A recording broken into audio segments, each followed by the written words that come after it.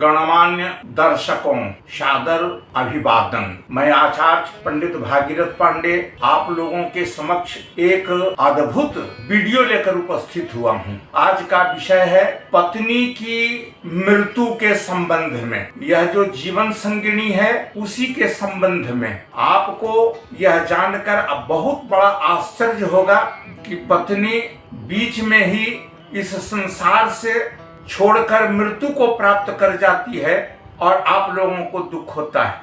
वह ज्योतिष में किस ग्रह के प्रभाव से ऐसा होता है। अगर यह योग आपकी भी कुंडली में है तो कुंडली खोल करके अवश्य देखें। शुक्र पर ही विचार करना है, क्योंकि आप लोग जानते हैं कि शुक्र ग्रह पत्नी कारक ग्रह है। शुक्र से ही पत्नी का विचार होता है पुरुषों की कुंडली में, और स्त्री की कुंडली में बृहस्पति उसका पति कारक ग्रह है। तो यहाँ हम शुक्र पर विचार करेंगे कि शुक्र की स्थिति को देख करके यह हम पता लगाएंगे किसी भी कुंडली में अगर यह योग जिस कुंडली में प्राप्त हो जाए उसकी पत्नी जीवित नहीं रहती है। शादी के बाद है ना, जीवन संगनी इस संसार से छोड़कर मृत्यु को प्राप्त कर जाती है। उसी के संबंध में यह वीडियो है।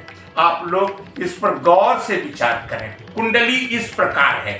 ज्योतिष शास्त्र का एक बहुत बड़ा रहस्य यह है कि यदि शुक्र द्विषभाव राशिगत हो और सप्तम स्थान पापक ग्रह से पीड़ित हो या सप्तम स्थान पर किसी पापक ग्रह की दृष्टि हो, तो ऐसी अवस्था में यह पाया गया है कि उस जातक की पत्नी नहीं बचती है, मृत्यु को प्राप्त करती है।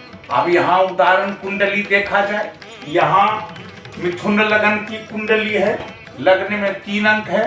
3 अंक के स्वामी बुध होते हैं, इसे मिथुन बोलते हैं। तो मिथुन लग्न की कुंडली है। लग्न में राहु बैठा हुआ है और सिद्धांत बताता है कि यदि शुक्र ग्रह द्विषभाव राशिगत हो, अर्थात तो शुक्र पत्नी का कारक है, तो शुक्र पर ही विचार किया जाएगा। तो यहाँ द्विषभाव राशिगत यदि शुक्र हो और सप्तम स्थान पर किसी पापक ग्रह की दृष्टि हो अथवा पापक ग्रह बैठा हो, वैसी अवस्था में पत्नी नहीं बचती। यहाँ देख लें कुंडली, शुक्र बैठे हुए हैं मीन राशि में। मीन राशि द्विषभाव राशि है। अब द्विषभाव राशि 3 अर्थात मिथुन, 6 कन्या इसका स्वामी बुध और 9 बृहस्पति इसका स्वामी, इसको धनु बोलते हैं, और मीन।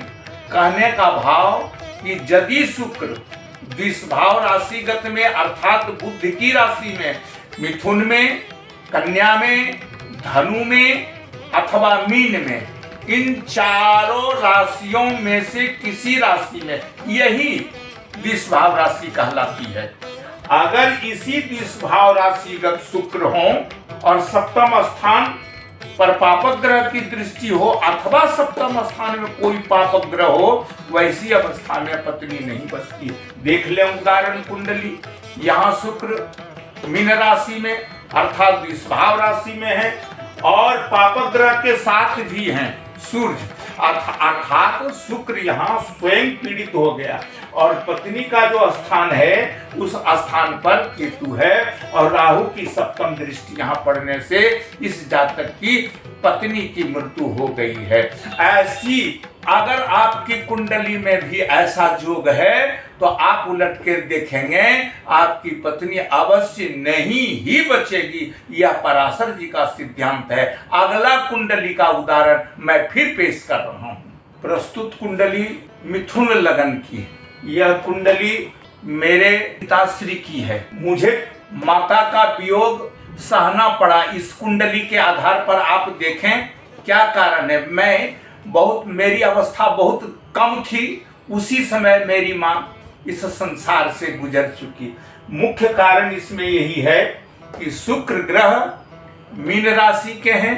मीन राशि द्विस्वभाव राशि है, तो शुक्र यदि द्विस्वभाव राशिगत हो और सप्तम स्थान पत्नी का जो स्थान है उस पत्नी के स्थान पर देख लीजिए शनि बैठे हुए हैं, तो शनि पापक ग्रह के बैठने से और सप्तम स्थान पर राहु की पंचम दृष्टि है, पंचम दृष्टि होने से सप्तम स्थान पीड़ित हो गया।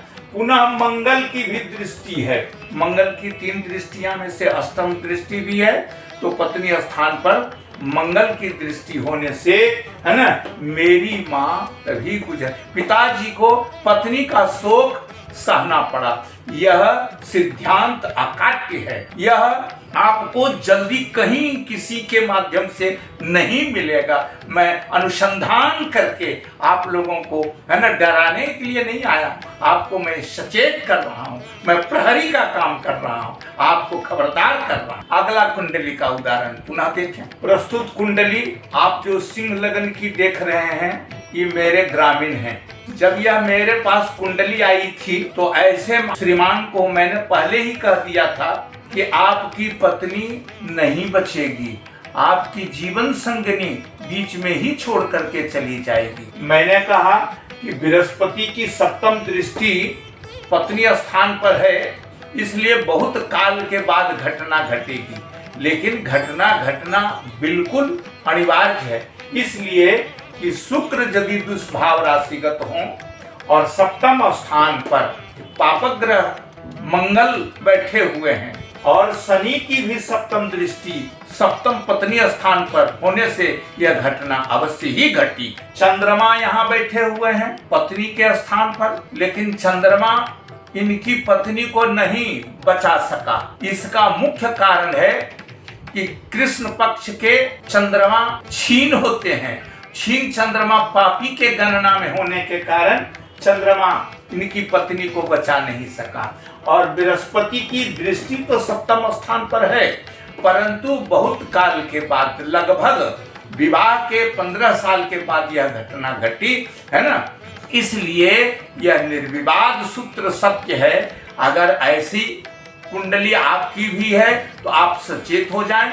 वैसी अवस्था में शुक्र की वैदिक मंत्र से ओम अन्नाथ परिश्रुतो रसम ब्रह्मणा व्यापिप छत्रम पय सोमम प्रजापति वितेन सत्यमिंद्रियम विपानगम शुक्रम धस्य इंद्रस्य इंद्रिय विदम पयोमृतम मधु। यह वेद का मंत्र है।